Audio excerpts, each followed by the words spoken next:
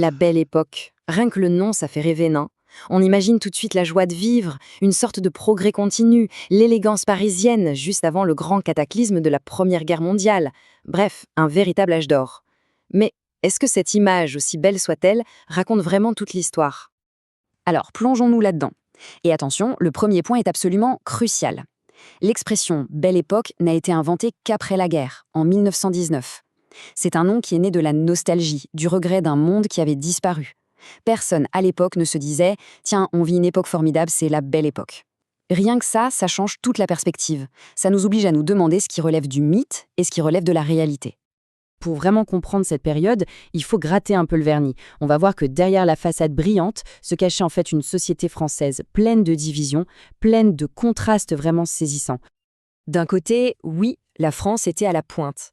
L'électricité, la chimie, l'automobile, avec des géants comme Renault et Peugeot, l'aviation, ça bouillonnait d'innovation. C'était une période hyper dynamique. Mais de l'autre côté, on avait des pans entiers de l'économie, comme l'industrie textile, qui employait quand même 40% des ouvriers, qui, eux, stagnaient, qui restaient presque à un stade pré-industriel. On avait donc une France à deux vitesses. Et ce graphique, il est fascinant. Il nous montre la vraie structure de la société. En 1906, malgré les usines, malgré les inventions, 43% de la population active travaillait encore la terre. La France de la Belle Époque restait avant toute chose une nation profondément rurale. Et cette France des campagnes, elle n'était pas juste un décor. Pour les élites politiques, comme Jules Ferry, elle était vue comme le socle de la société, l'assise en granit de la République.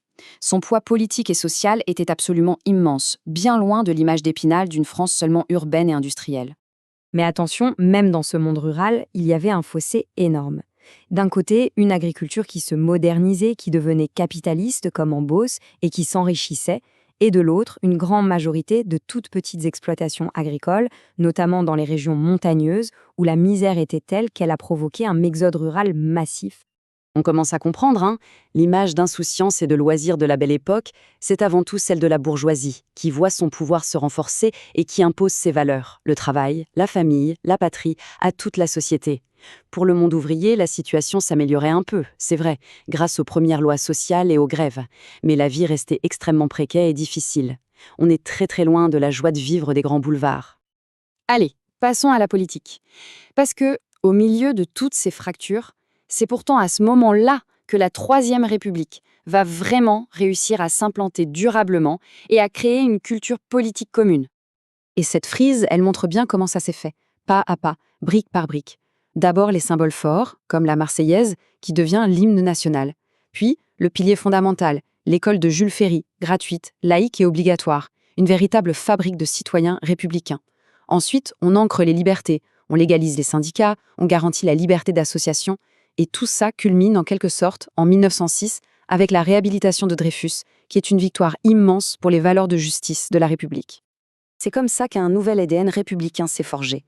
Ses grands principes, l'individu et ses libertés au centre de tout, la laïcité qui repousse la religion dans la sphère privée, l'éducation comme un ascenseur social et un ciment pour la nation, et l'idée de solidarité à travers l'intervention de l'État.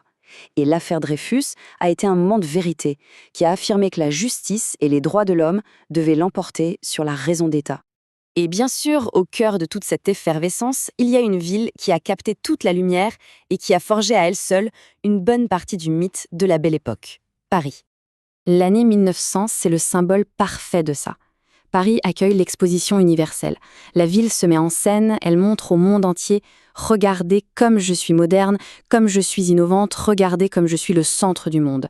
C'est vraiment l'apogée de ce rayonnement. Et ce rayonnement, il était avant tout culturel. Paris était un aimant, c'était la capitale mondiale des arts. Pablo Picasso, Maurice Ravel, Claude Debussy, Modigliani, Chagall, la liste est quasiment infinie. Tous les artistes qui voulaient révolutionner leur art convergeaient vers la ville lumière. L'écrivain autrichien Stefan Zweig a parfaitement saisi cette ambiance dans ses mémoires. Il décrit un Paris où les barrières sociales semblaient plus floues, où un ouvrier pouvait se sentir l'égal de son patron. Une ville avec une liberté, une légèreté dans l'air qu'on ne trouvait nulle part ailleurs. C'est cette image d'un Paris vibrant et libre qui a tant marqué les esprits. Bon, on a vu le progrès, les fractures sociales, l'enracinement de la République et l'éclat de Paris. Alors, revenons à notre question de départ. Est-ce que c'était vraiment une belle époque pour tout le monde ? La conclusion, vous l'aurez compris, elle est en demi-teinte. C'était une période de contraste extrême, un mélange de progrès brillants et d'inégalités profondes. Pour l'immense majorité des ouvriers et des paysans, cette époque n'avait rien de particulièrement belle.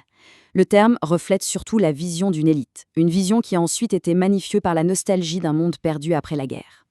Et ça nous laisse avec une dernière question, une question pour aujourd'hui. Quels sont les âges d'or du passé qu'on a tendance à idéaliser de nos jours ?